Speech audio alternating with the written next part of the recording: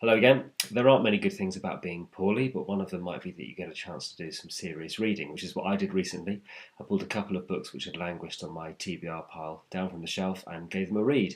And they're both kind of linked because they're both very much infused with a sense of the outdoors and both set in very specific regions of the United States.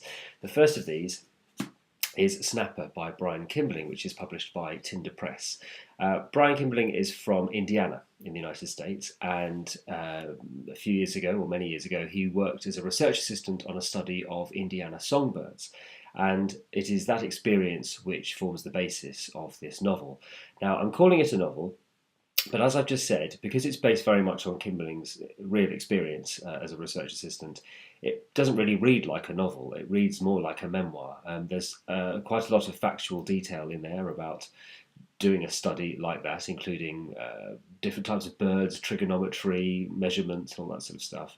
What that can do is to give the book some authenticity, but it takes away from the sense that what you're reading is a piece of fiction in some ways.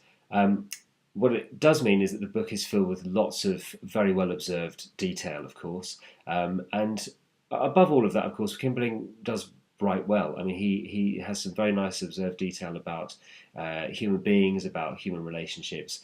His narrator has an on-off relationship with a woman called Lola, which goes throughout the book, and of course, lots of very amusing interactions with the local characters. If I had a criticism, it is that because it is so firmly based on Kimberling's life and a thinly veiled autobiography, it does feel a bit like what might happen if you went on a writing course and decided to write about what you know. There is nothing wrong with that in itself, but what it means is, whilst I enjoyed the book whilst I was reading it, and there is lots in there to enjoy, once I put it down, it feels like the experience is over, and I didn't find that there was much that I could take away from it. It certainly didn't tell me anything about my life or anything that I could take away and think about afterwards. That would be my criticism of that one. Moving on to the next book, we have The Outlaw Album by Daniel Woodrell. This is published by Sceptre.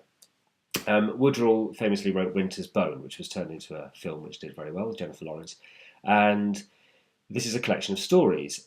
He lives in the Ozark mountain region, which is mainly in Missouri, but also in Oklahoma and into Arkansas, which is where Woodrell lives.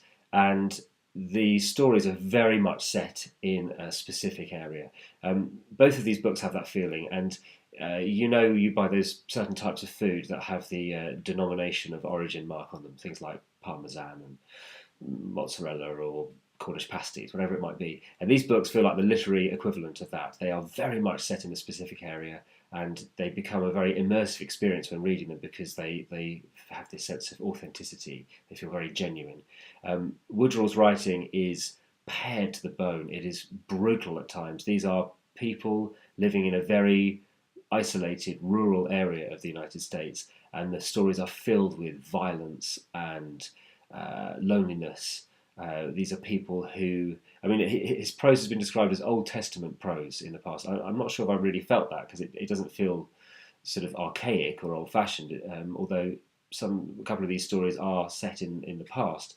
But these are people who are living a very basic existence. The opening story is a man who's killed his neighbour, and the body is still kept in some woods near his house, and every time he gets frustrated, he goes and kills it again.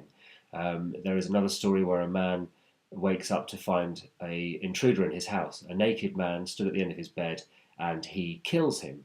And there is the fallout from this because this young man is a man from their community. Everyone is confused about why he was there in the first place.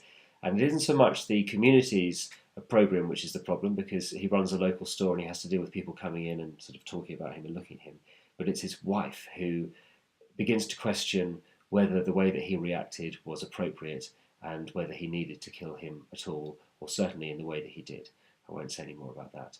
The book is filled with lots of very dark stories like that, and I loved it. I thought it was an absolutely fantastic collection of stories, and it makes me want to read more of his work. Particularly good, I think, for fans of Cormac McCarthy and people like that. That's those two. The good thing about being ill, you get to whip through a couple of books. I will be back soon with more book reviews. Thank you very much for listening to these ones.